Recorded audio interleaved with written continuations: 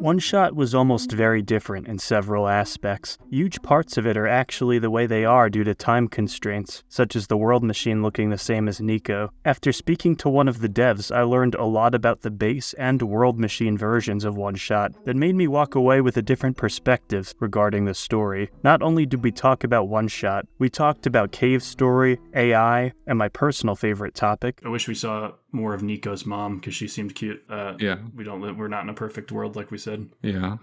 not in that perfect world. Without further ado, here's my conversation with GIRakaCHEEZER from Future Cat Games. Bear in mind, this was recorded before Margin of the Strange was announced, so I unfortunately wasn't able to ask him any questions about that release. Yeah. Either way, do you want to introduce yourself briefly? Yeah, sure. So yeah, like I go online by like Gir, aka Cheezer, or just normally Gir for short, and I'm one of the programmers for OneShot, and I contributed to like mainly just the programming and level design stuff, but I also did a little bit of the music and then just various cleanup tasks. Like there's like at least one sprite in the game that's by me, or a few that I've helped with. Yeah. When I came in to help with OneShot, like OneShot and its Steam release before Solstice was done, like excluding all the Solstice content, it was like probably 80 to 90% content complete. However, it wasn't exactly in a playable state when I joined it, since most of the things were there, but a lot of times rooms didn't quite fully connect to each other. You couldn't have a full playthrough of the game yet. Oh wow! So there's just a lot of cleanup stuff like that left. That was one of the first things I ended up doing, was just trying to get a full playthrough to work. I actually really like normal one-shot's conclusion because I think it's just a very simple, powerful decision. And I thought Solstice was pretty good too, but I know some people who think that the ending to Solstice kind of maybe robs the ending of a tiny bit of that bittersweet factor. How do you, what do you think about the Solstice ending, and what do you think about people who might not be as privy to it? When you say privy to it, do you mean like that they know, people who know about it, or people who are like for or against it?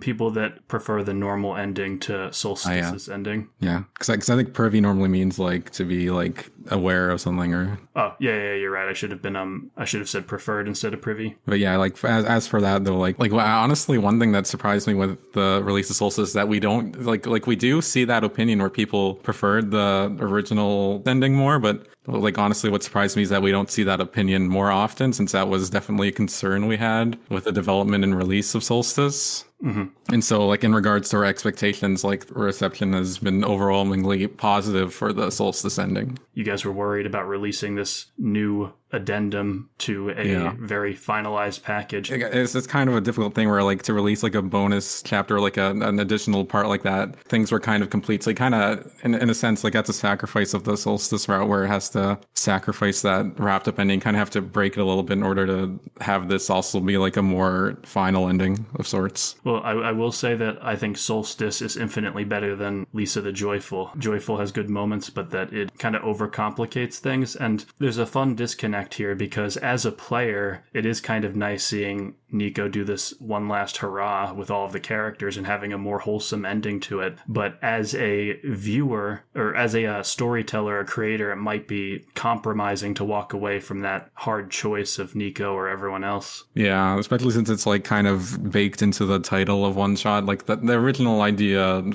OneShot was very much based around that ending choice. Same with the whole Steam release. It's kind of a lot of the original things about the original 2014 have kind of like changed since then, especially with Solstice. But even for the Steam release, like with the whole one-shot concept being watered down so people couldn't lock themselves out of the game as easily. Yeah, I know when it became a paid product, it was definitely felt more fair to not have it so that if you close the game, it's completely gone. To bring up the ending again, I viewed that as a lose-lose, because if I don't choose Niko, then, Niko's gone and that sucks. But if I do choose Niko, they're not going to be particularly happy with me for sacrificing all those people. Yeah, it's a bit of a dilemma. And simple decisions can be powerful. I know it's like some people don't view it as the most, obtuse thing. Some people think it's not enough of a moral gray area. Like that scene in Wolfenstein where the bad guy has the two friends of yours and he's like, oh, which one should I kill? And, you know, it's not breaking any new ground, but still a simple, powerful decision can have a big impact. And I think OneShot did that really well. Yeah. You guys seem to have a more intimate connection with the community. Like Omo Cat and Toby Fox are great, but it's almost like they're these far off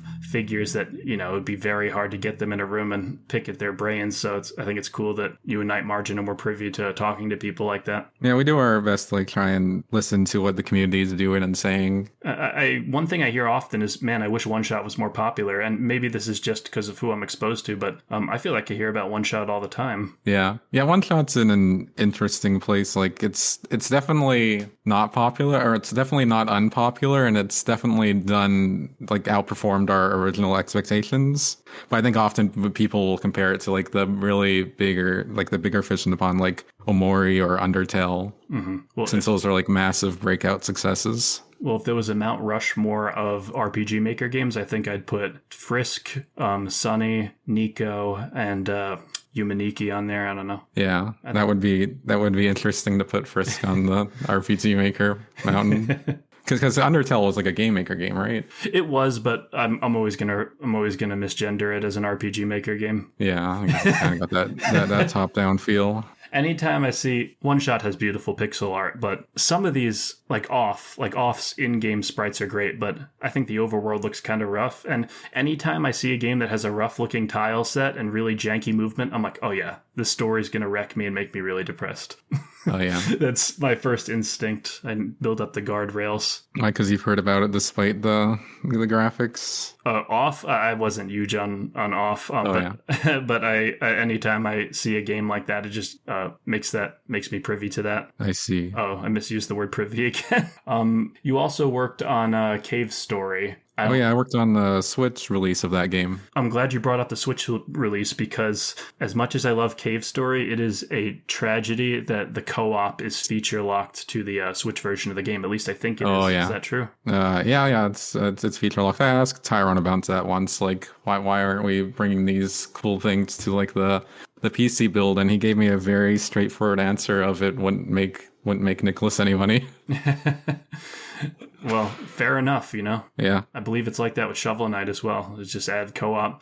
So what was your contribution to Cave Story? We're talking about Mount Rushmore of indie games. That is a big one. It's awesome to have your name attached to that. Congratulations. Yeah, it was good to work on that one, since like before that and like before OneShot, I was often like when I was younger, I was working on like Cave Story mods and stuff, and I was pretty active on the Cave Story tribute site forums. So going into Nicholas and going into like work at Nicholas was an interesting experience, because like unlike some of the other games I worked on there and just other projects in general, Cave Story was like it was a game that not only was I like very familiar with as a player, but I was also very familiar with as a modder. So going into Cave Story, I actually knew a lot about like how it worked, how its data structures worked, and how like certain aspects of the code worked in the game. Like you go into that job interview and you don't have to pretend to care. You don't have to put on the look of someone. It's like, no, this is what I do. I go on the forums. I know how to mod this. I know that. I know this game like the back of my hand. Yeah, it was definitely I think definitely gave me a little bit of a leg up in terms of getting that job. Did you get an ego boost? A little bit, I guess. But... Awesome. Do you ever watch someone play Cave Story and they trade their gun with Curly at the beginning and you're like, you goddamn idiot? Oh no, I actually like casually, I think the machine gun's actually probably one of the nicer guns. Like yeah, the Spur is a good gun. I like how it charges, but like the main thing I love about taking like Curly's gun, the machine gun, over the other guns is that it's just like an infinite jetpack that you can just use when it's at level 3. There's not enough games where aiming down while in the air with a gun hovers you a little bit. The new Alien Hominid does that, but yeah, that is one of my favorite things to do, is use. And I feel like that offers like a good trade-off versus like the other two guns. You can get like the Spur and the Snake, since otherwise like most people, I think, like if they knew about it, they would probably default to the Spur. I really need to actually revisit that game, and try some of the different endings, because the last time I beat Cave Story was years ago, and all I did was get that ending where you fly away with the guy on the dragon, and that's like the worst one, I think. Oh yeah, it's like almost not even an ending, since it's just the point where like, do you want to leave? And if you just say yes, then the game ends, but you can always just reload your save and say no. Yeah, it's like, do you want to see the credits now and just not play the rest of the game? It's like, yeah, it's sure. like, you don't even see the credits when you do that. Just the game just says the end.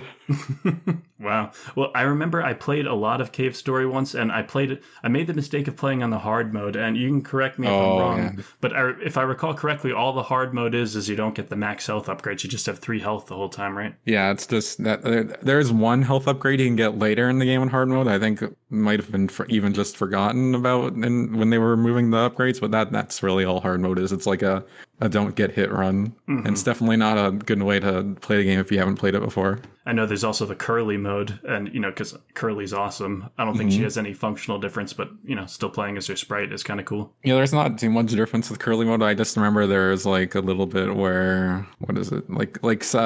There's some dialogue changes, specifically in the parts where you would have talked to Curly, but it's not that significant overall. Usually in shmup games, I like just really snappy movement, like you jump, you drop really fast, but Cave Story's movement is so damn floaty. You feel like you're underwater the whole game, but it actually feels really good. Oh yeah, did you play like the PC freeware one, or which one did you play exactly? I want to say I played both of them. I think for one of them I got the dragon ending I told you about, and then the other one I got to the final boss and stopped. But it was the Switch version and the freeware version. Because one thing you might have noticed, or maybe not, but that it's probably that the Switch version felt a little bit faster and snappier, because there's like a very distinct difference between like the Switch and the freeware, and that's the Switch runs at 60 FPS and the freeware build runs at 50 FPS. Apparently the game was like originally designed to run at 60 FPS, but there were some issues with like the refresh rates of monitors around that time. I think like probably like early 2000s. So they like the developer dropped it to 50 FPS. And so that's part of why like Cave Story's physics feel very floaty, is because it's very slow. Everything's kind of slightly slow in the freeware build. Now that you mention it, it does kind of have that feel of like in an old game when there's a big explosion and everything slows down a bit. Yeah. 50 frames is still pretty good. I mean, I'm surprised more game devs don't just strive for 40 instead of, if you get, because 30 is just a little low, but that's a whole other topic. We've been on Cave Story for a while, but I kind of love it. How do you feel about that 3DS one where everything's 3D? Because I know that's kind of got a mixed reception, unless like you're, because I know you have a business affiliation with Cave Story, so if that's not something you're comfortable talking with, we don't have to. No, it's okay. I haven't been a Nicholas employee for at least 7 years now, or 6. Yeah. Fair enough. So no affiliation there right now or anything. But are you talking about like the fully 3D one or the stereoscopic 3D one? Since there were like a few releases for Cave Story on 3DS, and the one in the eShop was like had the 2D graphics, but it had like a stereoscopic effect on the layers. The things in the background looked a little bit further away. Yeah. And that's kind of cool. But the one I was talking about was the one with the 3D models. Yeah. I wanted to get a copy of that when it came out, but I wasn't ever able to find one around my local stores at the time.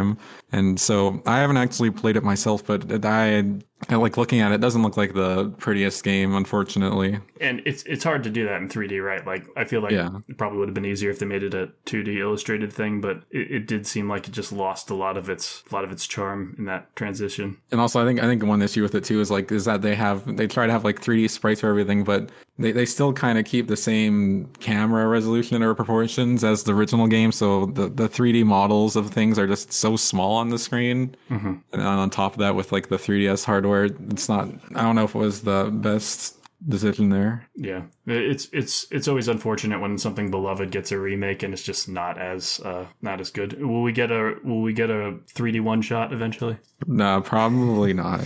Probably no 3D OneShot. I've heard there's a fan made one that like does the starting house of OneShot out there. Oh, cool. Yeah. Well, I guess VR chat technically counts as 3D OneShot. That too, yeah. And I always hear crazy things about that place. It's just like the Wild West of introverts. Mm-hmm. Yeah, we've done like a few. Like Knight and I have done a few like VR chat meet and greets with like I guess there's a OneShot community there, and where it's been like an Ask Us Anything where people will just ask us questions for an hour, and those are fun.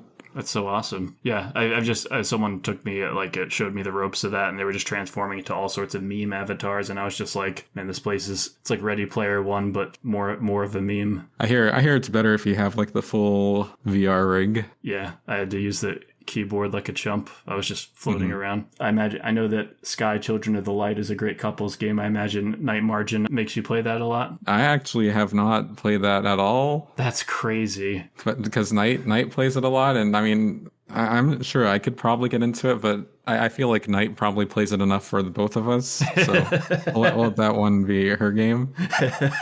It is, I mean, I love it. I play it seasonally, but there does come a point where it's just like, okay, I'm doing the same thing every day. I need to take a break from this. It's like any MMO kind of. Yeah, any game with like those daily login rewards or seasonal tasks that you have to do.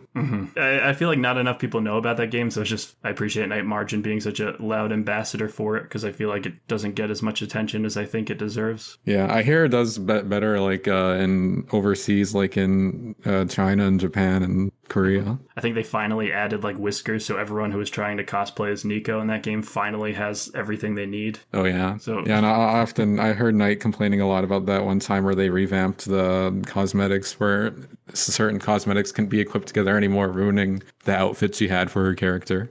Yeah, it's always when an update like retroactively takes something out that you love. That's like reminds me of Mario Maker levels when they take out glitches and people's levels just don't work anymore. Yeah, it's always unfortunate when that happens. I saw you were in the Fading Memory server. How experienced are you with the handful of OneShot mods out there? And I haven't actually played any of them yet. Like, part of me is interested to look at them, but one issue with them right now is that they kind of all override the default OneShot install location on Steam.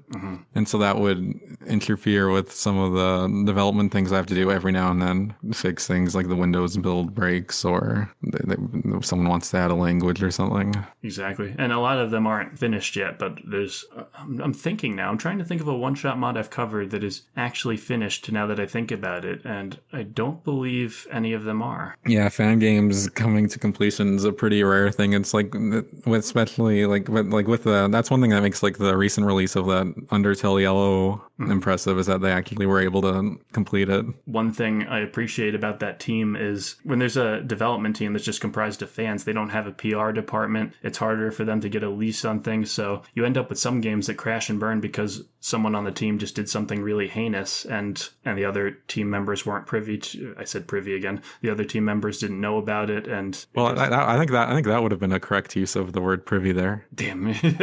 Well, you got me second guessing myself now, so I just throw that word out. Just gonna avoid that word for a while. Yeah, exactly.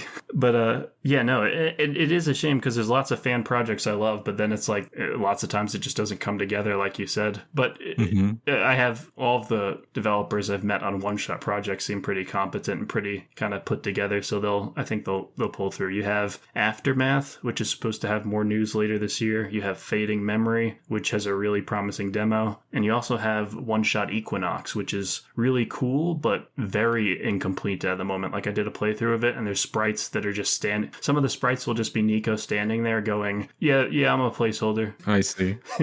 Yeah, because like I used to work on like the fan projects as well, like since like I got my start probably with cave story modding, and I had a big project that eventually I had to cancel because I didn't have the time, and also I realized I'd gotten to the point where I'd kind of outgrown it. What do you mean by outgrown? Well, like, I think for me personally, one of the reasons I got into modding Cave Story specifically was because I wanted to create a game, but I didn't want to go through all the effort of actually creating a game, like from scratch. And this was a bit earlier, before some of the bigger engines were more accessible, but even then, just trying to figure out one of those I was like a teenager at the time, so trying to program my own engine kind of seemed like an impossible task. But by the point where I got to in the Cave Story mod I was making, I was hacking in custom behavior for enemies and stuff with x86 assembly, and like the work I was putting in was like at the point where like I now actually know enough that if I wanted to make my own game, I could make my own game. And I think it's good that you walked away with that interpretation, because a lot of people will walk away from a project that's unfinished and they'll tell themselves it was a waste, but I'm sure you learned valuable. And I think some of what you told me reminds me of what Phil Fish said when he was working on Fez, where he was was working on it for like so many years, and then he looks back at his tile sets and he's like, I'm a better artist now. Now I have to go back through the whole game and update all of this again. So I'm sure if you looked back on pieces of your cave story mod, you'd be like, I've come a long way, and maybe I'd do this,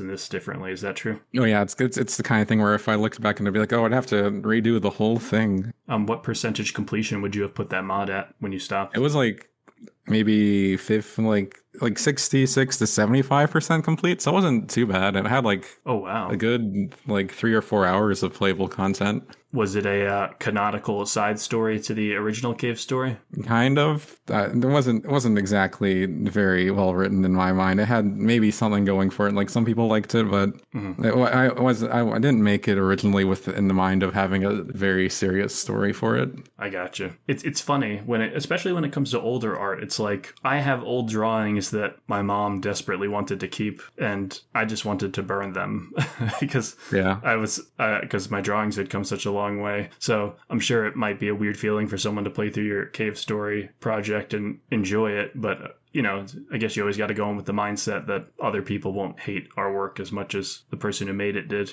Oh yeah, it's like I think it's a good thing to keep around, like, or that it still exists or whatever. But I think it got to the point where I didn't feel like investing any more into it. Mm-hmm. And there also, I think there was also another issue where it was facing random crashes on certain people's computers, and like those were difficult to debug, and partially because I had so much custom injected assembly code into the game at that point, it was the executable I was working with is kind of a mess. Mm-hmm. And so that was like another reason I was like, maybe we'll stop now. What is assembly code for those who don't know, including myself? All right. So you know how like most games are written in like programming languages like C# or Java or stuff like that, or C++?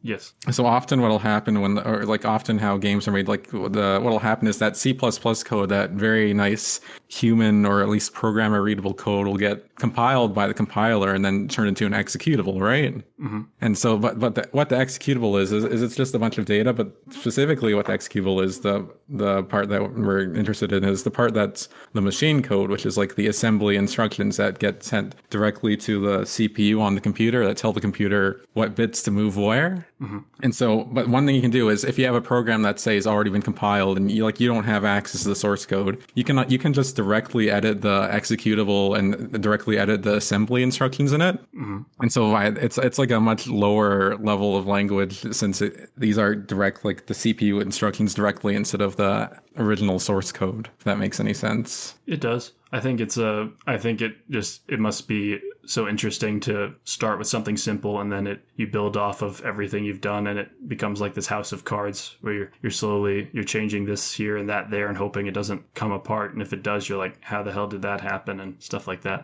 I think part of it was also like there were like some things, like in order to get certain things working, I'd have the code in the game jump from the part where the code is normally stored in executable to a part where data is normally stored, and it's allowing the code to jump back and forth between there allowed me to have some more space to write some more assembly instructions for some of the custom stuff I needed. But I have a suspicion that maybe sometimes doing that was not always liked by certain computers. Mm-hmm. So basically it was kind of hacked and slapped together when you're mucking around with the assembly code like that.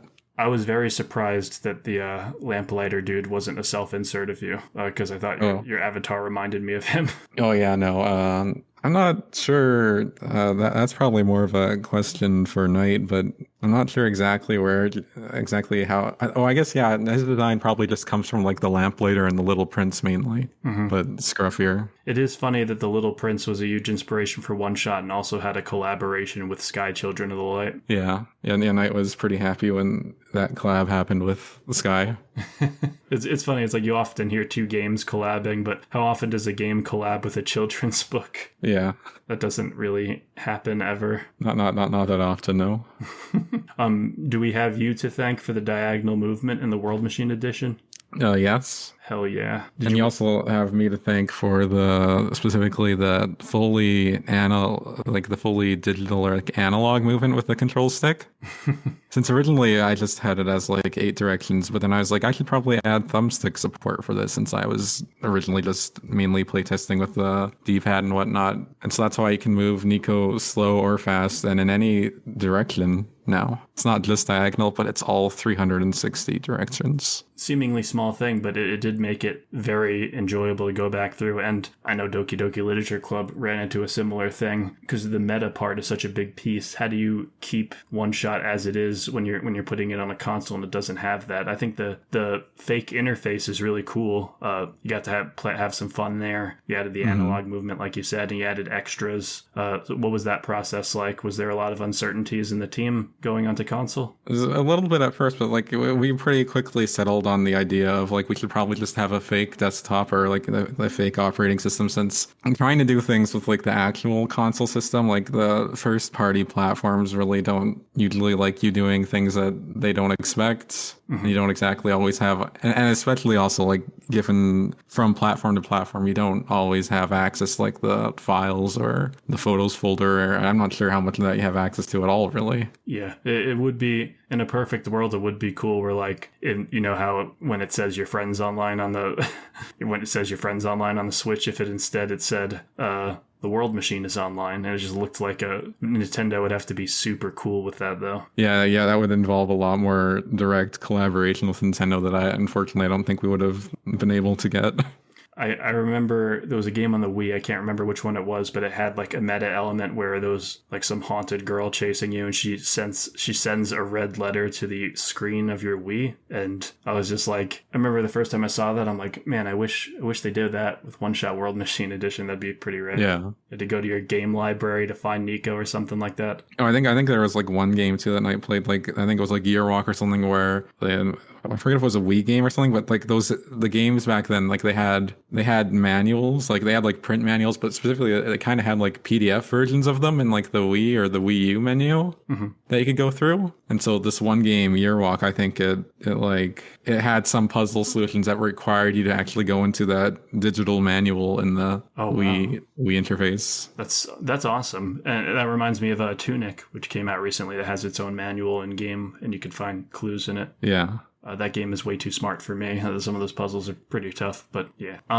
So OneShot gets, I know you came in late in development, but OneShot gets released into the broader world. You see stuff about it on social media. What were some NPCs that people got really fixated on and really liked that you didn't think they would?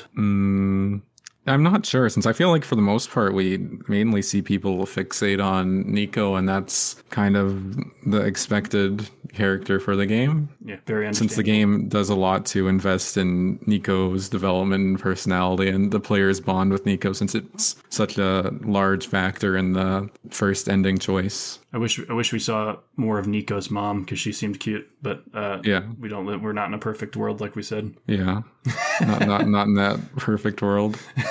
I know there was one mod that experimented with showing Niko's homeworld, but I think that as cool as an idea as that might sound initially, I think keeping that world mysterious kind of helps the mystique of the game. Yeah, we didn't have too much reason to expand on it, I think, in OneShot itself. The idea of a whole, whatever Niko's race may be, the idea of just a bunch of Nikos running around, that's definitely a world I'd like to be in. Yeah. Just an adorable little dude.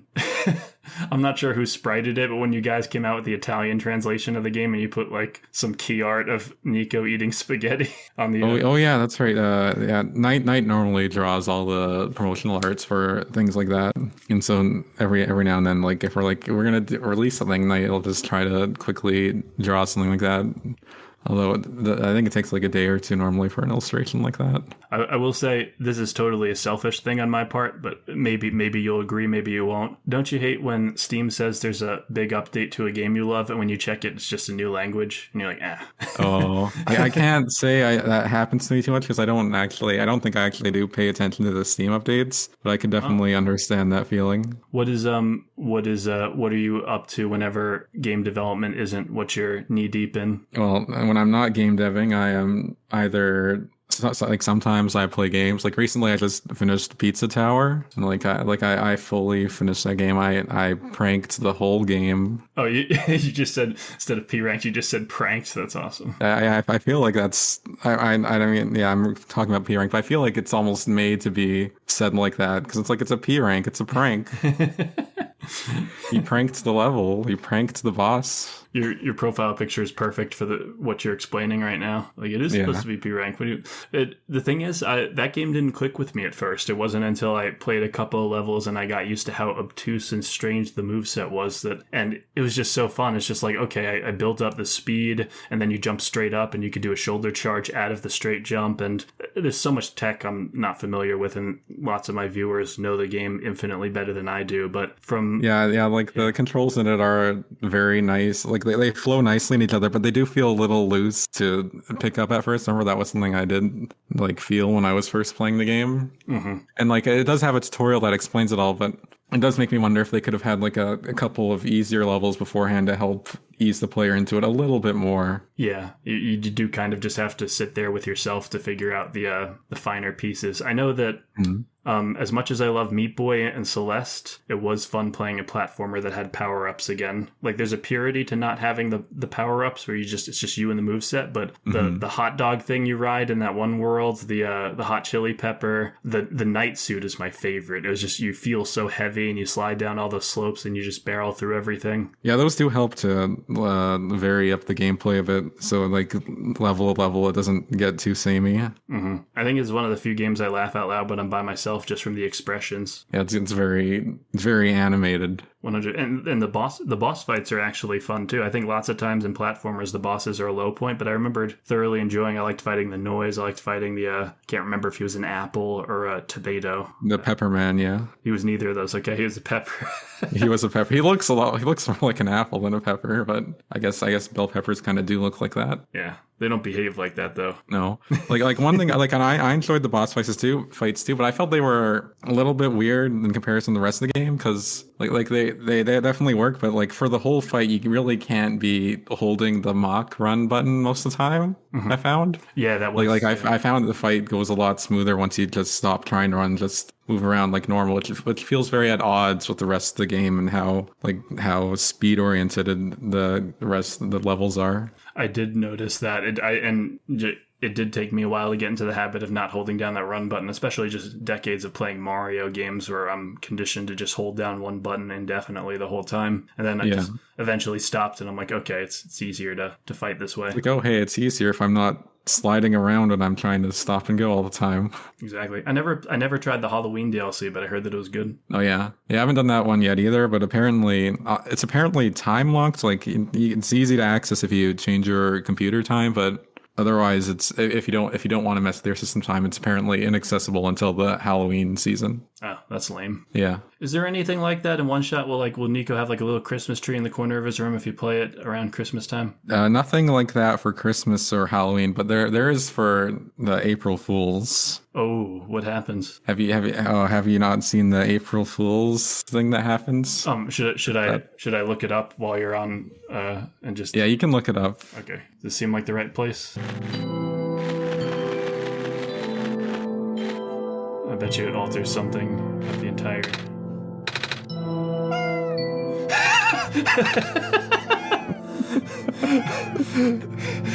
It's not exactly hard to miss.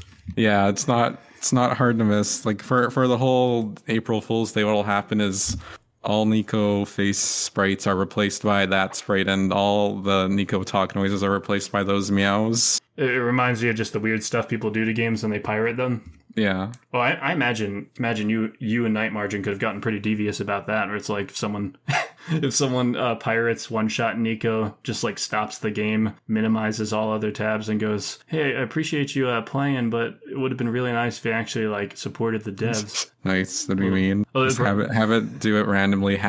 You'd want to do it like halfway through the game though, in order to get them invested first. Exactly. I do feel terrible sometimes because it's unfortunate, but a negative expression usually gets more clicks. So a lot of my videos will have like Niko crying or something, and some of the comments will just be the thumbnail had me doing flips in anger. Yeah.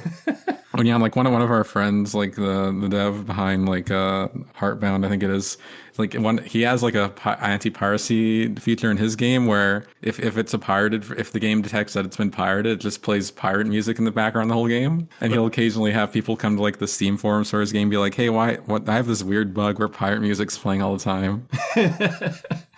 And they just out themselves by accident. I feel like it'd be fairly obvious. Like if I was privy to game culture, even the slightest, the instant I heard the pirate music, it would have been like, oh, damn, they got me. Yeah. I have no idea how that works though. Like, because most people would be like, okay, you can put a thing in the game that detects whether it's pirated or not. Wouldn't you just have it not access the game at all? I mean, I guess it's more fun to mess with them, but.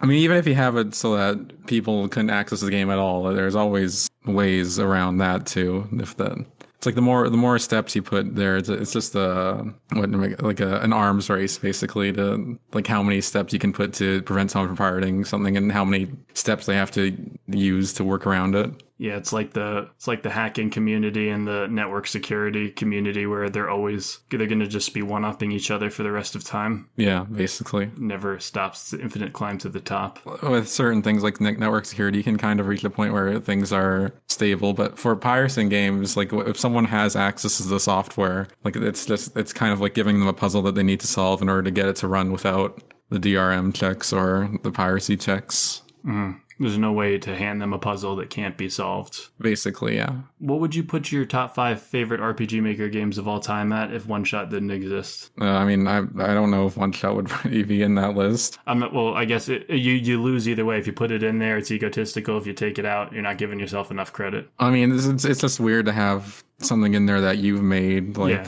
yeah 100%. It's something that you fully made. It's hard to fully appreciate as a player in the first place. Like Solstice is very much not an emotional playthrough for me because I cut the meat and potatoes when I was making that stew. You pranked it. And I remember the testing, like the beta testing version where a lot of dialogue was incomplete. And you know the scene where like Niko's in the library and Niko's trying to convince Kip and George that they should let Niko go. Mm-hmm. I remember when that like the placeholder dialogue there was like Niko gives inspirational speech. And then they're like, wow, you've convinced us.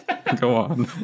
It reminds me of Pillars of Eternity, where it's like if you make your own character, it never says exactly what your character says. It just says, give a threatening response, give a positive response. I'm like, yeah. All right, fair enough. I can't hear the response, so maybe it is that. Who am I to say otherwise? Right, yeah. And it's because it was interesting to see it like before, like, because it felt so silly before the final dialogue was in, and after it's like, oh yeah, this works. Yeah, but as for like the favorite ones, like Off was a good one, I thought. Omori would probably be up there now. Omori's pretty good overall. And then Yume Nikki is a pretty obvious one, but I feel like it has to be there. It's a good one. I need to finish it still. And Dot Flow is also a good one. Have you played that one? Heard that one? I haven't heard of that one. Oh, Dot Flow. It's a Yume Nikki like, but it's like more horror / Silent Hill-ish. So it has like a little bit more blood and gore and spookiness than Yume Nikki. What's that thing I've been seeing float around? It's like Yume Nikki or something. Is that a meme or is that Yume Tuki? Yeah, is that an actual? Is that like a meme or a fan sequel or official sequel? What is that? That's like a fan sequel, yeah, but it's like a really really big one because it's almost like a collage of like different fan maps, like because I think I'm not sure how many people have worked on it, but I feel like it could be like up to 100 or so people have contributed to that project because they can just with the structure of like how a Yume Nikki game type works, it's kind of easy to just keep expanding and branching out with more and more maps. Yeah, you just choose a door or whatever. Yeah, and then those maps will lead to other maps, and then so then people just keep kind of contributing content to it, and then they just kind of add it onto the game, and it works well for like that type of game since it's go around, explore, and see the different rooms. Mm-hmm. That is pretty awesome. Always nice to see good fan projects. I'll have to play. I'll probably make a video on that one as well once I finally cover Yume Nikki. Yeah, that's a good one. I liked the witch's house because it's like you're not in a first person view. You're just looking top down, so it's harder to like get the jump scares and stuff to work. But I think they did an amazing job with that game. Oh yeah, that was a good one. Which one did you play? Free one or like the one on Steam now? Because I think the one on Steam is a slightly remade version. I got a retail copy of the remake for the Switch. Oh yeah. I just remember when you had to jam that frog through the door because of the giant snake. I felt terrible. Oh yeah. It's good at putting you in those tough situations. So I've played the free one, but I haven't played the remake yet. I don't know if there is too much different besides maybe some visual upgrades. Ebe's a good one though. I played the remake for that one recently, and that was good. I've heard that Jimmy and the Pulsating Mass is really good. I still need to finish that one. Yeah, I've heard that one's good too, and like I started it, but I didn't get too far in it, and I don't wasn't because it was bad or anything. I just didn't quite fully start playing it. If that makes any sense. I understand. Like it's one of those things where like a game could be amazing, and sometimes just maybe you're playing something else or just life, and Yeah. It always sounds bad at first. It's like I stopped playing it early on. It's like it's not because it was bad, I swear. But I think one of the reasons in particular I wanted to get back around to Jimmy and the Pulsating Mass was because it has. I know that I talked to the guy who made it. He said he was heavily inspired by Final Fantasy V's job system, which is a really good system. So, and I don't normally play RPG Maker games for like the gameplay, but this one definitely sounds like it would be pretty high up there. Yeah. Oh, and recently I played Knuckle Sandwich. That one's like not RPG Maker. That one's like Game Maker, but it's still very much like a top-down RPG. Oh man, have you seen that one? Someone, I haven't looked much into it, but someone in my server has been talking about Knuckle Sandwich nonstop. Yeah. just going off the name, it sounds like it might have that tough love, like Lisa kind of humor to it. Is that accurate? Not really. It's much more goofier than lighthearted than Lisa is. Although it does start like with a somewhat darker tone in the first chapter, and so like I enjoyed the game overall, but I do feel like somewhere along the way they lost the plot. Well, or they just decided to go in a different direction that wasn't really as interesting as what they were building up in the first few chapters. Any Game of Thrones fan will tell you it's always terrible when something has a good build up and doesn't follow through. Yeah, but the gameplay is fun though, because it's like RPG. It's like turn-based combat, but when enemies do attacks or when you do attacks, it'll often open up like a little mini game, kind of like WarioWare. Oh, and that's part of what makes it fun to play. Yeah. Okay. Now I think I definitely saw a GIF of this on Twitter once or something, because that sounds very familiar. Yeah, and the music in it is also very, very good. I feel like probably the best element of it. In music, what I appreciate is, even like games that don't click with me, I feel like it's very rare these days that I play an indie game that just has a bad soundtrack. I remember the last time I heard about one that had a bad soundtrack was some twin stick shooter boss rush game, and one of the criticisms was the soundtrack wasn't very good. But OneShot, Omori, even just roguelites, it's rare that I play a game these days and the soundtrack doesn't go absolutely hard. I know you make some music too, and Alula is my favorite track. Do I have you to thank for that one, or? No, that one's probably Night. Night did most of the stuff. Night just does everything, doesn't she?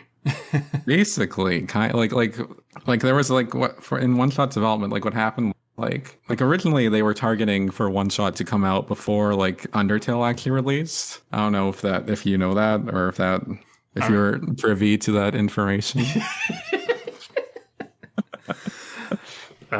I mean, I would, it's awesome to be in the same time as history as that, but I would hope that Undertale didn't negatively affect OneShot's exposure or anything. Well, I don't think it negatively affected it, but I think sometimes we wonder what would happen if OneShot came out first, but it's hard to say that the reception would have been all that different. But I do know that Knight has said that like some parts of like the story, like the ending story, especially what we had to do for replays, was rewritten to be a little less similar to Undertale. Oh man, that must be crazy, because it's like you weren't taking ideas from them, but then someone comes in and they're like, "Oh, you just copied this, this, and this," and it's like, "No, I didn't do that. This was my own thing, but we got to change." Yeah, there's specifically like an NPC that alludes to this in like the final version of OneShot. Can you guess which NPC that is? Is it? I know George is different depending on what the game generates. Is that maybe ProfitBot? Because I know ProfitBot's like a fourth wall breaking one. No, it's one of the NPCs in the library. There's like this one NPC with a book head in the library, and that NPC is kind of like rewriting a book that they've written because they don't want it to be too similar to something that the author has written. I'm glad you brought up the book thing, because I think one of the most fascinating things about Omori's development, at least, was I remember hearing that Omocat deliberately avoided movies and video games and stories because she didn't want to be influenced by outside things, and she wanted it. And I think as a result, it feels very and OneShot too.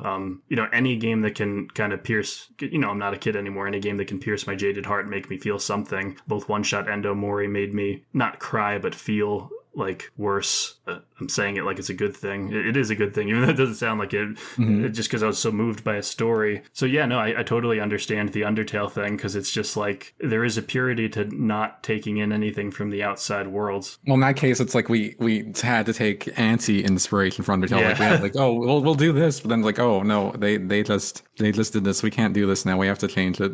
Yeah, I think there's a term for that in the movie industry. It's called like negative checking, where it's like once the movie is finished, you check things and you're like, okay, does this look like it's referencing this too much, or does it look like it's poking fun at this? And yeah, something like that, kind of. Are you comfortable saying what you changed about the story was Niko's name Frisk? And he was yellow? Yeah, that's exactly what it was. Niko was named Frisk. They were gonna drop down into a world full of monsters. It's really weird how similar they were.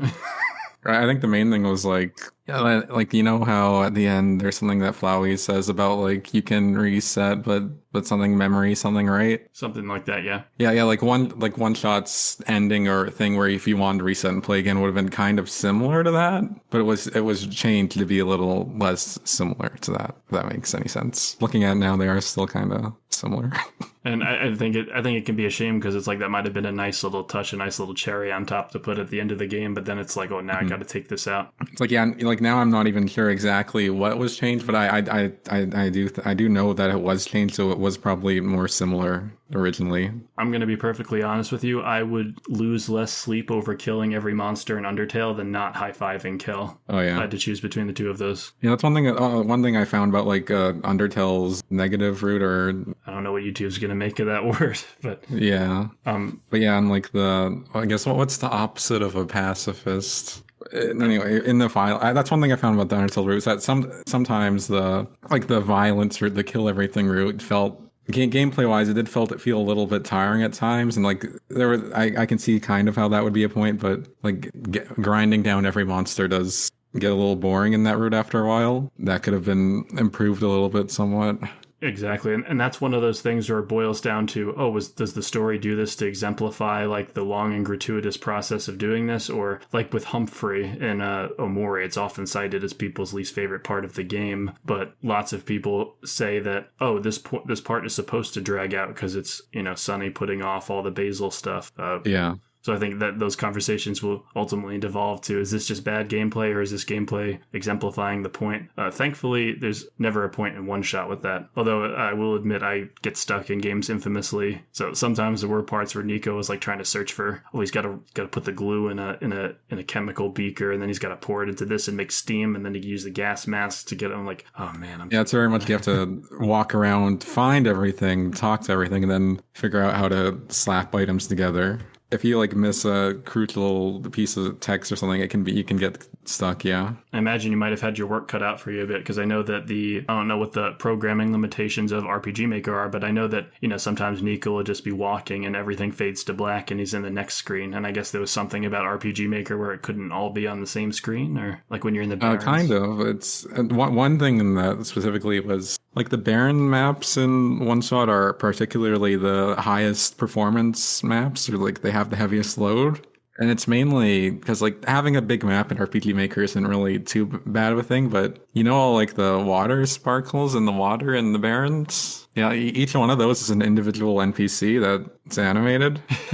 And there's something like 300 plus of them on those maps. So, and when I first joined OneShot and started working on it, like those maps weren't even hitting like 60 FPS on a decent computer. Like they were consistently at like 10 FPS trying to walk through them. So I had to like implement some logic where like the NPCs that were off screen wouldn't actually fully update their sprites, because our RPG Maker does a weird thing where every NPC kind of holds on to an in-memory copy of its sprite. So when it changes frame, it actually has to copy the sprite from like the source, or like I think it might also have like a cast of sprite sheet sometimes, but it makes a copy of that for itself. And so doing that every frame 300 times for 300 different NPCs slows it down. All of those sparkles secretly being NPCs reminds me of that famous Fallout 3 trivia where the subway or the train is actually an NPC. It's just like an NPC with a train for a head. Like it's just something about it made it easier to program. And when coming up with things sometimes like, I need to make a thing, but I have this other thing that does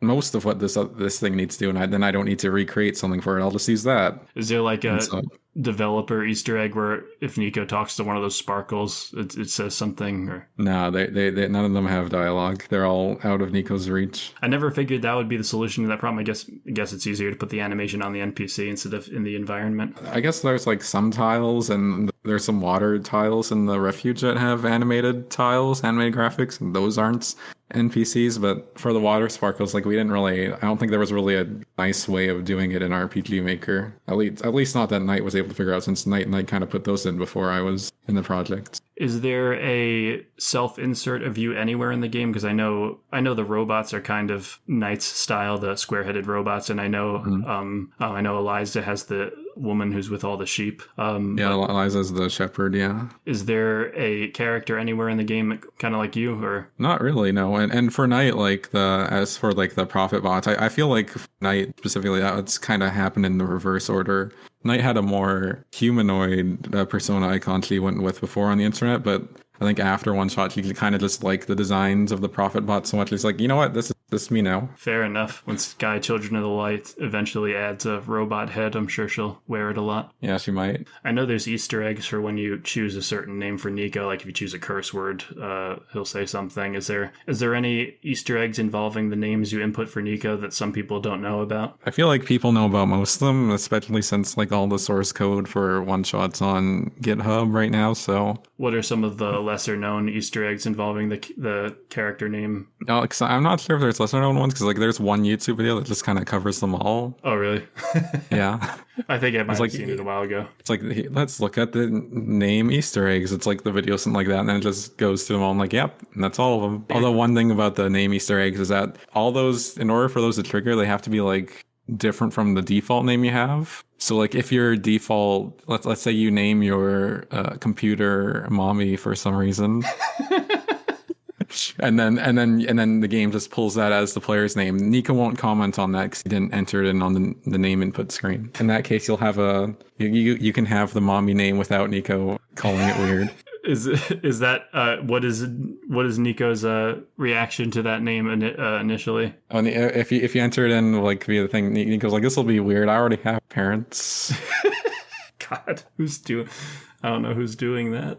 Yeah. So doing the name like that, I imagine. And if you enter your name as Night Margin, does he say anything? Oh no, nothing for the developer names or anything. Oh wow, surprising. Although I'm not sure Night Margin would fit. So that's like a bit of a longer one. I feel like it'd probably fit. It's probably at least 12 characters. Yeah, I'm the kind of guy, usually when I see those things, I just let whatever the anime protagonist name be the normal thing. Yeah. So you've actually played and finished Undertale Yellow to completion, or? Oh no, I've just heard about it, and I'm aware of it, and I'm like, oh, that's cool, it's completed, but I haven't, and I'm also heard about the whole the scandal or whatever thing that happened with the music with it. Unfortunately, that was the first time, I think, I could be wrong because it's been in development for a while, that was the first time I saw Toby Fox talk about Undertale Yellow, was when that controversy happened. I would like the first time he'd have talked about it to just say, wow, this is a really faithful and great fan-made project. Yeah.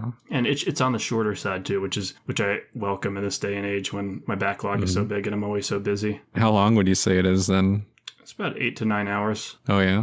I feel like the original Undertale was like 8 to 9 hours. It really wasn't. Was it? Because it wasn't that long, I remember. Undertale time to beat.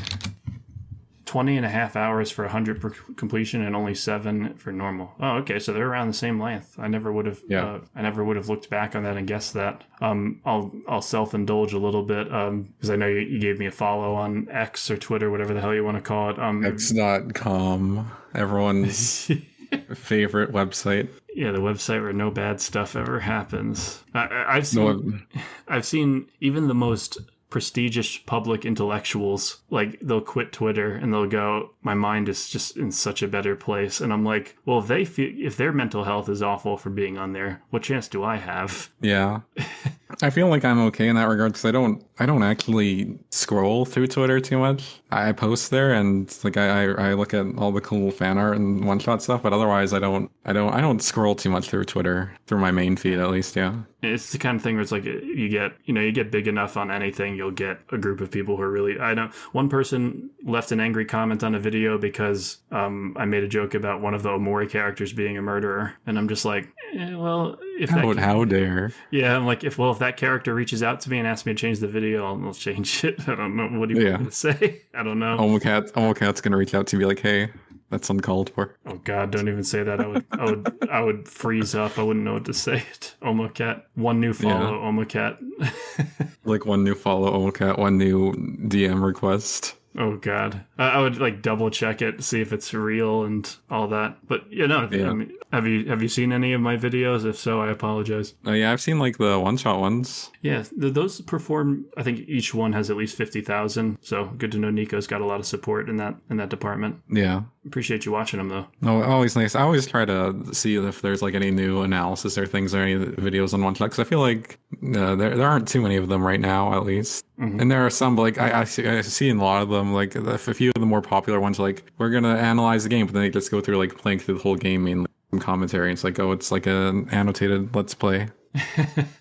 Yeah, exactly. I think that one YouTuber coined this phrase, and I think it's accurate. You call it a narrative review when you're going through the game and you're reviewing it as you go through the story. And that's what I did for Solstice. It's just good. Like I think it can be fine, but like I find often, like, at least some of the ones I saw, it's like there wasn't really even commentary, which is like their reaction to what was going on in the game, and like and then they're like, and that was a cool game. And like that's fine for content, but I definitely wouldn't call it analysis or anything. Yeah, the ones you saw definitely weren't narrative views, and that was a cool game. Or it's like, oh man, that happened to Niko. It's just like, oh wow, that's cool. Oh wow, that's sad. And it's like, that's not very introspective or in depth there. I know that it's better when some elements of the lore to a game are left mysterious. I know Night Margin at least has gone on record saying it was better to keep facts about the author kind of mystique and not so opaque. Yeah. Have you guys ever been tempted to like talk more about that character, or do you think it's just best to let sleeping dogs lie? Like maybe a little bit, but not.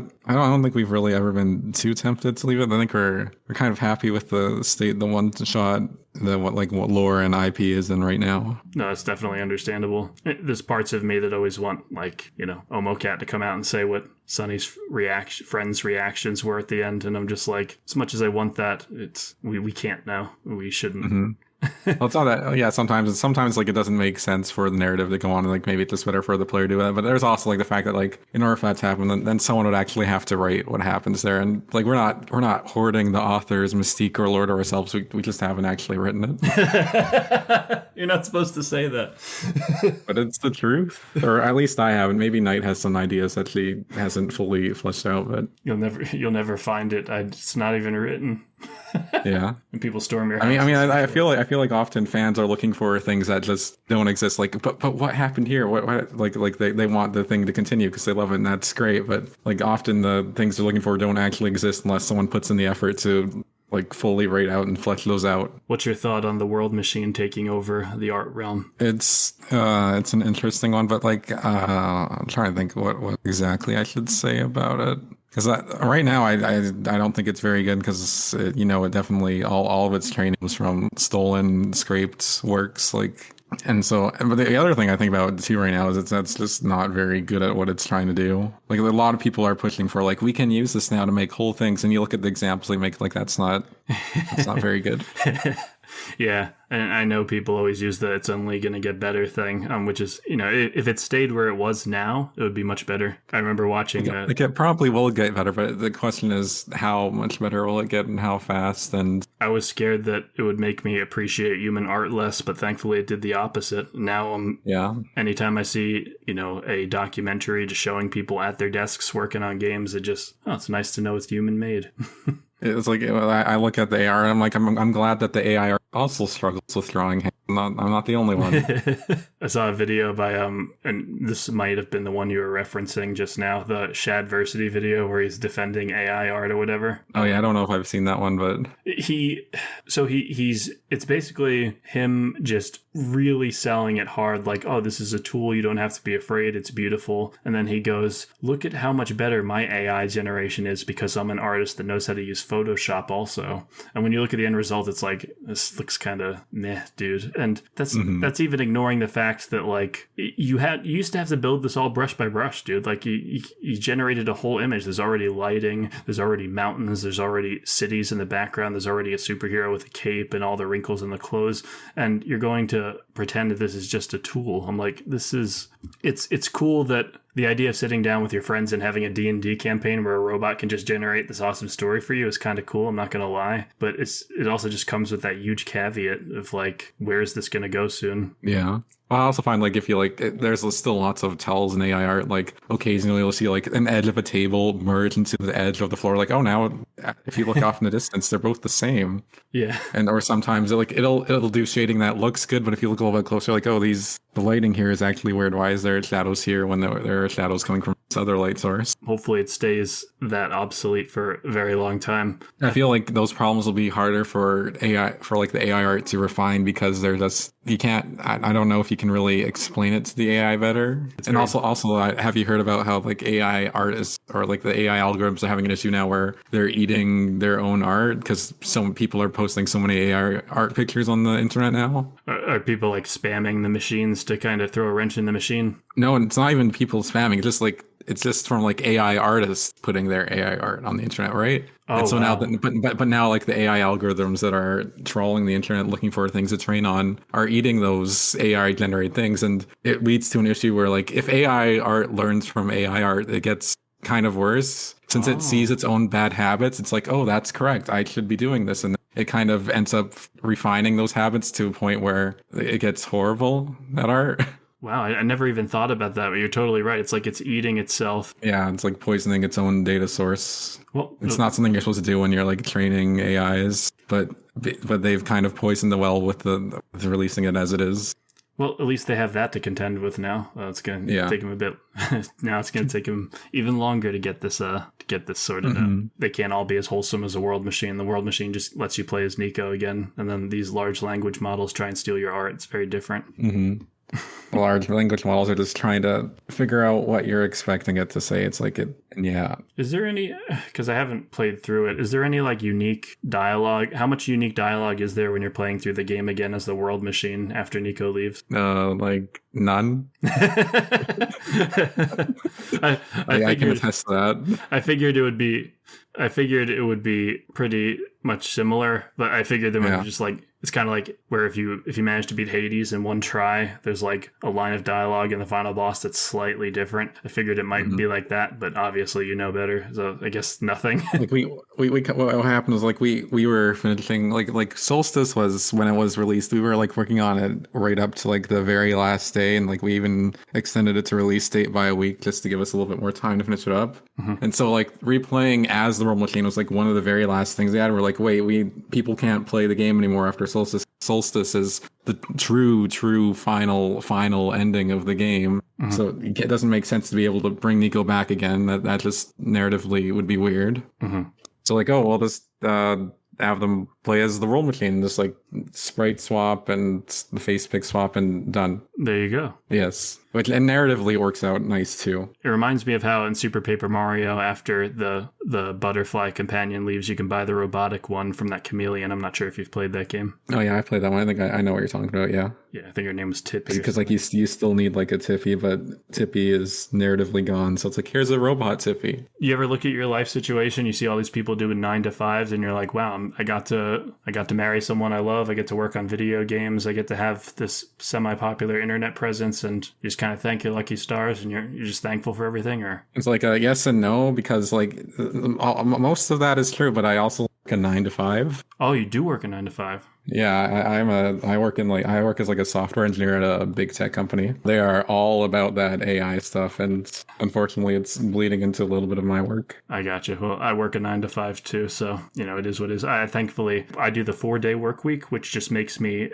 a lot less anxiety. It's nice knowing I have 3 days a week to work on YouTube stuff that I love. Yeah. I would recommend that if that's something you're able to do. I have a pretty good setup with my job right now, since like with the whole COVID thing, like everyone went to work work from home, and then I've been able to keep myself working from home. So that definitely saves a lot of time. Yeah, and then at Blizzard, like even though everything was working out fine, they said, no, come back to work. Oh, we don't care. Oh yeah, Ugh. yeah. They said that once too, where I was working, and then but I didn't go in anyways. And I did go in for a little bit. And then I did go in for a little bit, and then I got laid off. But then I got unlaid off 2 months later, and the new team I was unlaid off on hasn't asked me to come in again. So I'm like, all right. Dude, that's what it is with those office jobs is there's a lot of miscommunication. And it's just and they never know what you're doing. You could be in your bathrobe making new code and they don't even, I do envy you in a way because I had an office job for a bit and with my learning disability, it's hard to stay on top of all that. I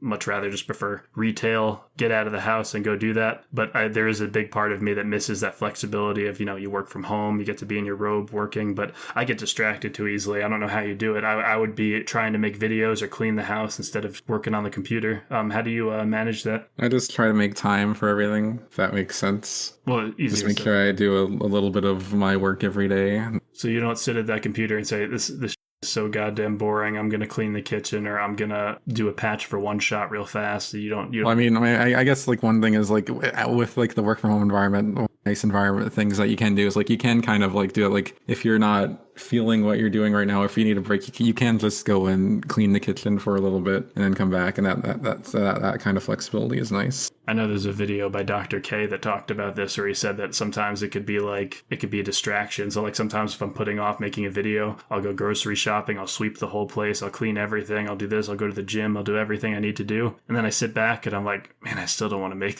this. Yeah, the hardest stuff often is just opening the thing and starting. And if you can convince yourself to do 5 minutes of it, then the other 55 minutes of the hour isn't as hard. Oh, so you know about that. Yeah, I wish more people knew about that. I think it's just tell your brain, I'm only going to do this for 5 minutes, and sometimes you get invested and just keep doing it. Yeah, it's kind of it's like a momentum thing. Yeah. Or it's hard to go from not doing it to doing it, but if you're already doing it, then it suddenly becomes hard to stop doing it. It's well, I'm already doing this, I might as well as keep doing it. Sometimes it'll be inertia. I think that was the word I was looking for. Yeah, it's an issue of inertia. I think the word you were looking for was privy. Yeah. No, I think momentum works. I totally get momentum works too, but I think inertia was the because it's hard to get you moving, but once you get moving, then that inertia is gone, and it's also then hard to get yourself to stop going too. But that's the kind of the state you want to be in. Because I just have a very unsophisticated gamer goblin brain, and sometimes it sucks when I have to cover an RPG Maker game. I love OneShot, I love all of these slower emotional story brewing games, but sometimes I'm just man, I just want to play Hades and just dash around and slash stuff up, and that can be really hard. It's I have to edit this, I have to write this, I have to play this. If it's a mod, I have to modify stuff. But first world problems and all that. Mm-hmm. Let's say you're not doing your 9 to 5. Let's say you're not doing the Niko one-shot thing. What's because I know you told me about one game you played. I know you played Pizza Tower, but what besides that? No, this year I played a few games. Gunbrella was a good one. I know the guys made that one. That was a fun game. Have you played that one? I saw footage of it, and doesn't it have kind of a Celeste art style to it? Kind of. It's a bit darker and browner, but I guess you could say it kind of has a Celeste art style to it. But that one's a fun one. It's kind of like if Cave Story had a little bit more movement like Celeste does. I saw how the umbrella worked itself, and it seems like they nailed it. I know just anything. Yeah. It's Devolver Digital, right? Yeah. Yeah. Anything. Well, that's the publisher, yeah. I feel like Devolver's just good at being a publisher, because a good publisher will sometimes go, oh, this right here needs to be a little bit more satisfying. This right here needs to be a little bit better. I know that's what Donkey said when he founded Big Mode. He said, I want to have input on the games. So yeah. I think that's one of the most tragic things is when you're playing a game and you're this would be perfect if this part right here felt a little bit better, or this slash or jumping sound effect was slightly different. I hate that. I hate to micromanage in my own head, but it can be like that sometimes. Yeah, there's one game that also almost like a 2D Devil May Cry. Have you heard of Vernal Edge? It's the action and it feels very good, but I wish they spent a little bit more time on the Foley, some of the sound effects really muted in comparison to the action that's happening on screen. Okay, I'm watching it now. Yeah, I can see what you're saying about those sound effects. They do sound it sounds more like you're using a broom. Yeah.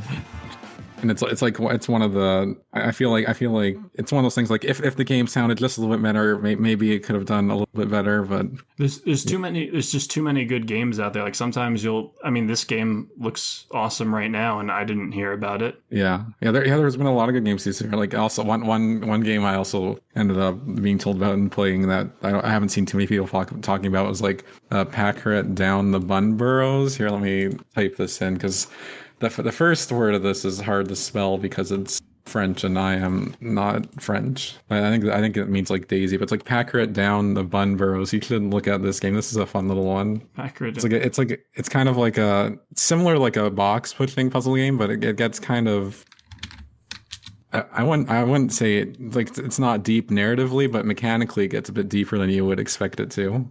Got overwhelmingly positive reviews. I like, hey, this looks like Baba Is You. Yeah, the bunny does look like Baba. Yeah, the bunnies too. Okay, so she's walking around this pink field. Oh god, this is bringing back PTSD from Mario 64. Yeah, catching bunnies. And like this game also like it starts. I feel like it has like a good flow from like teaching you how the game works as it ramps up the difficulty of the puzzles. But the puzzles do get quite difficult in this game, but they are very good puzzles. This seems like it would be a really fun game to play with just like someone over a friend of yours over your shoulder, and you're both knocking ideas off each other. Yeah, I can see it being good for that. Because sometimes when you're trying to do these puzzle games, you get really stuck in your own head, and you just hit a brick wall in your mind. Yeah. That does look really good though. The pixel art's simple but cute and effective. Yeah. Even the font reminded me of Baba Is You. I thought it might have been like a spin-off game for a second. All right. Yeah, that's a good one. I recommend checking that one out if you. It looks like this isn't the first game with those characters. There's another one called Hori Bunnies. Oh yeah, I think originally how this game came to be is like they were working on that like Hori Bunny games, which is like some sort of rabbit breeding game. But then during they decided to participate in a game jam where they made like a 10-level demo of this game jam version of this game. Mm-hmm. And then they liked it and they just kind of expanded the idea and developed it out into the full release they have on Steam now. That is awesome. Oh yeah, I completely forget. I'm glad that I remembered this because I just saw it pop up. What on earth is Cave Stories Secret Santa? What is that? Oh, Cave Stories Secret Santa. Oh. It sounds like you have good opinions about it. I mean, it's like a free little cave story themed game that Nicholas put out, and so like I'm like friends with like one of the developers who worked on that specifically, since like he was told by Tyrone like, hey, we should make a little cave story like game where you do stealth and you get presents from the thing, and functionally it's like a very good game for that, right? Well, like the issue with it though, that at least from a development perspective, is that shortly before like they released it, like Tyrone, like the head guy at Nicholas, kind of took out the credits of everyone who worked on the game, just kind of put based on Cave Story by Studio Pixel at the end. Whoa, that's to make it look more like it was something that Studio Pixel made. Wow, that's so the one developer I knew who worked on it, like their name isn't on the game at all because of that. That's so, especially when it's the credits and it's like the person's probably already played it anyway. Yeah, this developer shortly left after that for some reason. Maybe you can put two and two together. Yeah, I don't blame. I mean, to just put effort into that and then have it gone. The PR stuff sounds bad enough, but I also I remember going on Steam and it had like mixed reviews. Maybe people were expecting something more action, less stealth oriented. I don't know. No, the reviews on that are there's like a lot of. I think it was shortly after there was like an article on Kotaku about some of the shady stuff that Nicholas has done over the years and stuff with employee mistreatment. But there's also like this notion online where it seems to be that people think Nicholas stole Cave Story from Studio Pixel. That's what I've heard. Is that not completely true? From what I understand it, there's like no actual truth to this at all. Oh wow! Like from Nicholas definitely, I feel, has probably fully acquired the IP from Studio Pixel, but definitely not like in a stolen sense, like it was signed away. And I just think like Studio Pixel or like the developer just didn't really want anything to do with the series after its release. Yeah, I think it's easy for that narrative to form in people's mind. It's like, okay, the little guy comes up with this awesome IP, and now they have rights to it. So they it's a weird narrative that's formed there, and so there's some Nicholas has done like some not so good things, but like that's not one of them. It doesn't make sense to muddy the water with that rumor, I think. Yeah, even if a studio's done bad things, it does no good to make something up and add it to the pile. Since then that just kind of poisons the entire well. I do wonder if Studio Pixel has been up to anything, though. I mean, like we talked about Blaster, whatever it was called earlier. Yeah. I can't imagine. I feel like I would have heard about it at this point. Well, yeah, since like Studio Pixel, like the developer there, like he's pretty quiet. He's always been pretty quiet on social media. Mm-hmm. It's like we've only ever heard of things like when they're like kind of far along in development. And Studio Pixel is just one dude. Yeah, it's just one dude. Like I think for Blaster, he had some friends helping him with that too, but I don't know if they were like officially affiliated or working for Studio Pixel. I think it's mainly just him. Man, there's a ton of... We have Cave Story Wii, Cave Story DSi, Cave Story Plus, Cave Story 3D, and Cave Story 3DS. It looks like in 2015 he worked on something after Kira Blaster called Pink Heaven. That's an interesting one because like it sounds like it's different from Kira Blaster, but that one's actually just a demo for Kira Blaster. Oh. But it's called Pink Heaven because you play as like the little pink character. Oh, that's sad. I was hoping it would be a new game that I hadn't heard about. It's technically different from Kira Blaster because like that content isn't in the final game at all because it was made solely for that demo, but I'm not sure what he's up to. He's not required to do anything, but it is always like, I'm sure people would be upset if like you guys just came out with OneShot and then disappeared off the face of the earth. It's like, yeah, why not more? Why not more games? And Knight is definitely working on more games, and I'm working on more games. Like I often like I've recently been considering maybe it is best to just try the full-time thing for a while. Oh, awesome! Yeah, no, go for it, dude. I mean, I know it can be scary though. Have you considered maybe like turning your 9 to 5 into a part-time thing before you jump in with both feet? Because I'll probably do that if I ever go into content creation full-time. Probably not. I'd probably just go all in on it. It's pretty ballsy. I like it. Just jump in with both feet. And also you live with someone, so it's easier. I'm just here. Yeah. I'm just here. Yeah, that does help the expenses a little bit when you can split the rent. Yeah. For me, it's like my washing machine broke, and it's like, well, I guess I just don't have that anymore. Like, how much does it cost? $1.3K to fix? Yeah, no thanks. Yeah. Not doing that. You can only... Yeah, we recently had like our kitchen sink drain break, and it was like $4K to fix it because the people who owned this place before, they renovated it all. And they're like, yeah, we have to redo all the pipes there because the drain is trying to flow uphill, and drains don't do that. Yeah, there's some damage here from the previous person who owned it also. I can only imagine the poor person who's listening to this going, oh my god, I thought they were going to talk about OneShot. They're talking about sinks. Jesus Christ. Talking about home improvements. Well, once you actually have to stay on top of all that stuff, it becomes a more interesting topic because it's like, well, yeah, I want to have time to do the things I actually enjoy. So you want that all to be working like clockwork. You want to have a sink that works and drains. Ideally, just the little things. Maybe you have some advice for me. I'm not, because I doubt I can't see why anyone would be mad at you, but what advice would you give to a content creator or a game developer where they see people talking trash about them on social media and you want to resist the urge to reply or do stuff like that?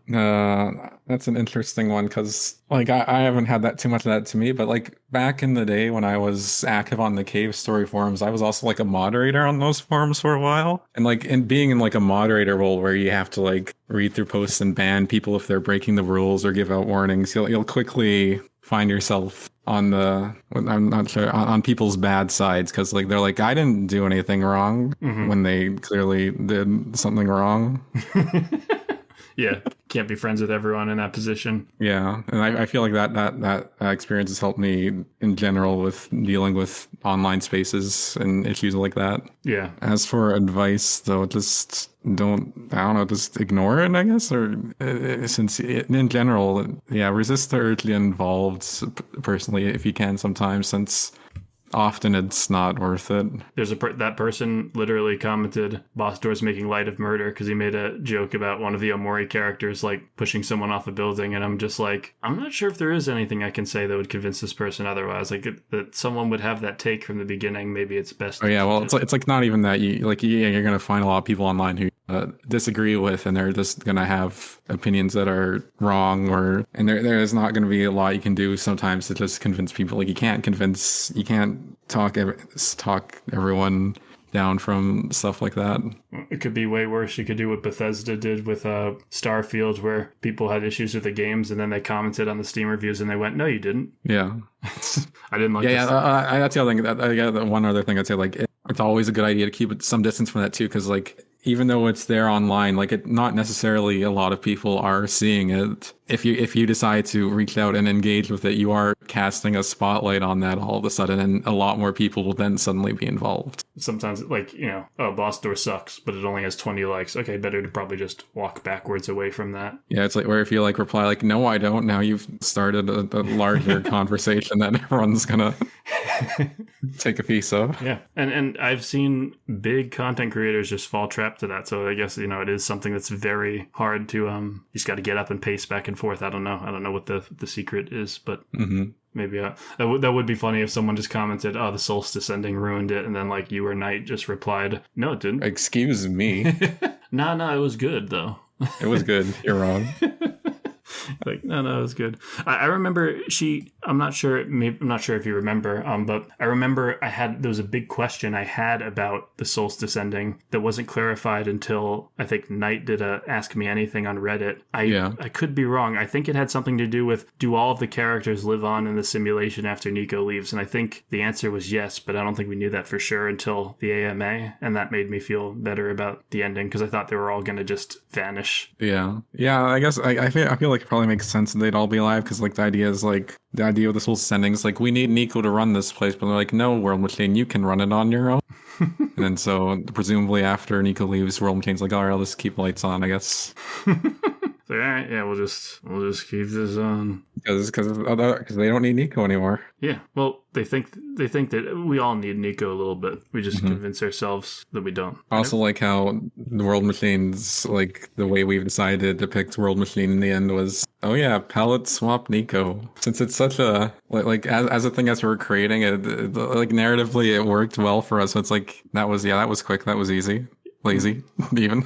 Was there a part of you that said maybe this should be its own design? Like we had an original. We had we toyed around with like some ideas for it. Cause like I think one thing we were thinking of was like maybe in that part Niko would take on a more watercolored sprite look, and then the World Machine would have the digital sprites. That could have created cool contrast, but we weren't able to find a way to make that look properly. Yeah, it's like, well, Niko is a beloved character in design, so I guess just making the World Machine that also would be easy enough. But yeah, no, I mean, it totally works, but I get what you mean. Like, there is that temptation to look back and say, could it have been different there? Well, it's not so much looking back. It's like when we were creating Solstice, we were creating it very fast because we're like, well, we can do it in 3 months, and then 3 months wasn't actually that long. And so when you give yourself a little time limit, you learn to make efficient choices. You do find those creative. I know they added there was an area in Dead Space that didn't have enough enemy variety, so I think they added like an invisible enemy, and you could see its footprints on the ground because they didn't have much time. All right, well, I got to get back to editing something else, so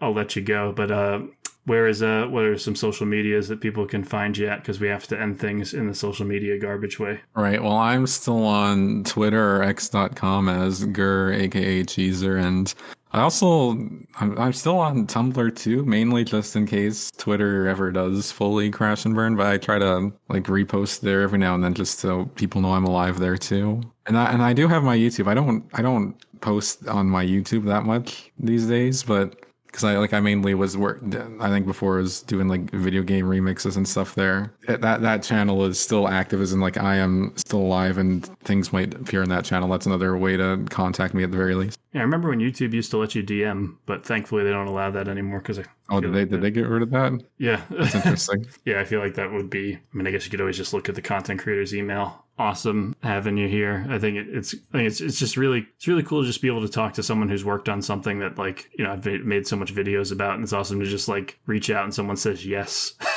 It doesn't happen very often. It's nice to. Oh yeah, that's unfortunate. It's nice. It was nice talking with you. I appreciate that. Yeah, no. I mean, most people that I've reached out, I don't usually reach out to someone unless I think they're gonna. It's not like everyone's going, go away, but.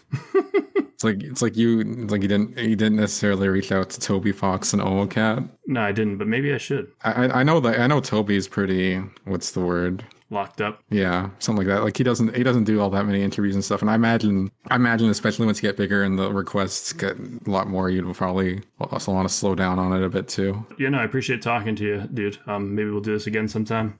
Maybe. All right. Well, have a good one, and I appreciate you again. Yeah, it was good talking to you. All right. Later, dude. Bye. Bye.